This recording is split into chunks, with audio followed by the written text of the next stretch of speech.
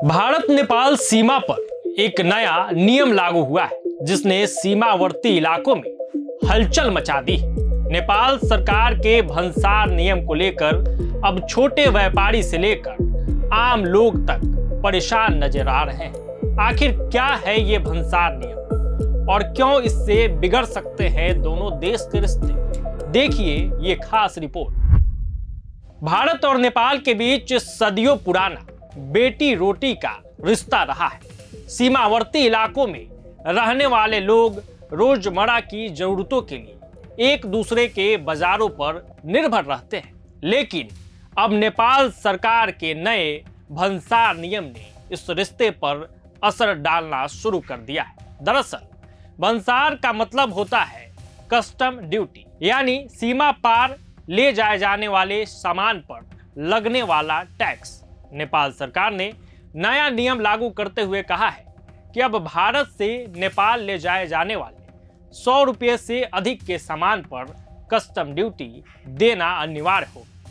इस नियम के तहत ड्यूटी की दर 5% से लेकर 80% तक हो सकती है, यानी अगर कोई व्यक्ति भारत से सस्ता सामान खरीदकर नेपाल ले जाना चाहता है तो उसे अब अतिरिक्त शुल्क देना पड़ेगा।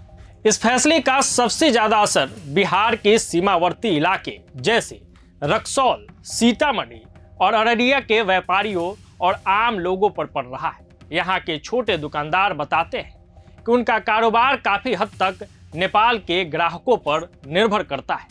पहले नेपाल के लोग भारत आकर सस्ते दामों में कपड़े, किराना और रोजमर्रा की चीजें खरीदकर अपने देश ले जाते थे, लेकिन अब भंसार शुल्क लगने के कारण उनकी खरीदारी कम हो गई है।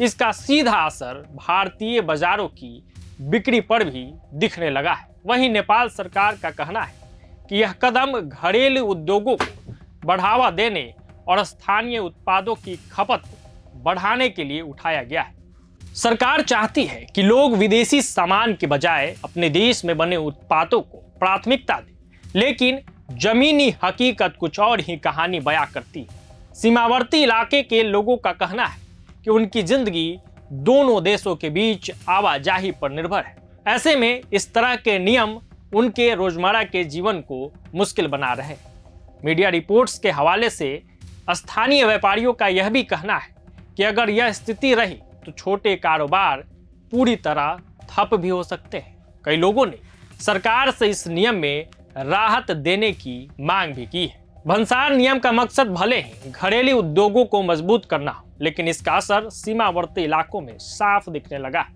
अब देखना होगा कि नेपाल सरकार इस पर क्या रुख अपनाती है और क्या दोनों देशों के बीच इस मुद्दे पर कोई समाधान निकल पाता है या नहीं। इस मसले से जुड़ा कुछ नया अपडेट या कोई खबर निकल के सामने आएगी तो हम आपसे रूबरू जरूर कराएंगे।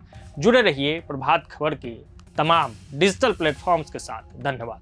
प्रभातखबर.com, विश्वास वही, रफ्तार नहीं।